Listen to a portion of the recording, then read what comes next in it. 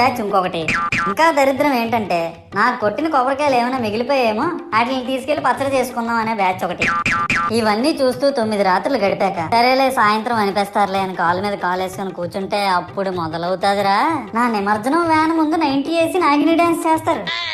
అంటే నాకు అర్థం కాదు, 9 రోజులు వాళ్ళతో కలిసి ఉన్నానని నన్ను కూడా వాళ్ళ ఫ్రెండ్ లా ట్రీట్ చేస్తారా ఏంటి? అబ్బా అబ్బా అబ్బా అబ్బా, మునిగినంత వరకు మనశ్శాంతి ఉండదురా బాబు నాకు. అంటే ఆ మాత్రం హడావుడి లేకపోతే నీ గొప్పతనం 10 మందికి ఎలా తెలుస్తుంది స్వామి? ఇవన్నీ నీకు గొప్పలాగా ఉన్నాయారా? ఇప్పుడు 100-200 అడుగులు నా విగ్రహాన్ని తయారు చేస్తారు. నేను స్టడీగా నించుంటున్నాను కాబట్టి నాతో సెల్ఫీలు దిగుతున్నారు. అదే నేను రింగ్ రోడ్ లో నడిచాను అనుకో పరిస్థితి ఏట్రా?